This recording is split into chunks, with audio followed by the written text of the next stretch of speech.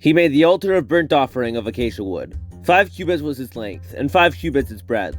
It was square, and 3 cubits was its height. He made horns for it on its 4 corners. Its horns were of one piece with it, and he overlaid it with bronze. And he made all the utensils of the altar, the pots, the shovels, the basins, the forks, and the fire pans. He made all its utensils of bronze. And he made for the altar a grating, a network of bronze, under its ledge, extending halfway down. He cast 4 rings on the 4 corners of the bronze grating as holders for the poles. He made the poles of acacia wood and overlaid them with bronze. And he put the poles through the rings on the sides of the altar to carry it with them. He made it hollow with boards. He made the basin of bronze and its stand of bronze from the mirrors of the ministering woman who ministered in the entrance of the tent of meeting. And he made the court. For the south side, the hangings of the court were of fine twined linen, 100 cubits. Their 20 pillars and their 20 bases were of bronze, but the hooks of the pillars and their fillets were of silver. And for the north side, there were hangings of 100 cubits. Their 20 pillars and their 20 bases were of bronze, but the hooks of the pillars and their fillets were of silver. And for the west side were hangings of 50 cubits, their 10 pillars, their 10 bases. The hooks of the pillars and their fillets were of silver.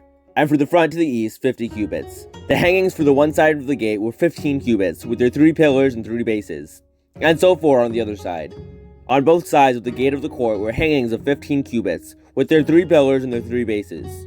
All the hangings around the court were of fine twined linen, and the bases for the pillars were of bronze, but the hooks of the pillars and their fillets were of silver. The overlaying of their capitals was also of silver, and all the pillars of the court were filleted with silver. And the screen for the gate of the court was embroidered with needlework in blue and purple and scarlet yarns and fine twined linen. It was 20 cubits long and 5 cubits high in its breadth, corresponding to the hangings of the court. And their pillars were 4 in number. Their 4 bases were of bronze, their hooks of silver, and the overlaying of their capitals and their fillets of silver. And all the pegs for the tabernacle and for the court all around were of bronze. These are the records of the tabernacle of the testimony, as they were recorded at the commandment of Moses, the responsibility of the Levites under the direction of Ithamar the son of Aaron the priest.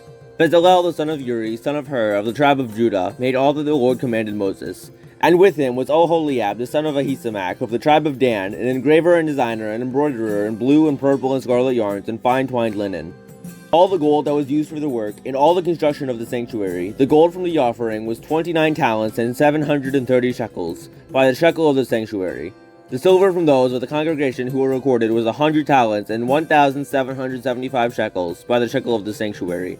A bekah, a head, that is, half a shekel, by the shekel of the sanctuary, for everyone who is listed in the records, from 20 years old and upward, for 603,550 men.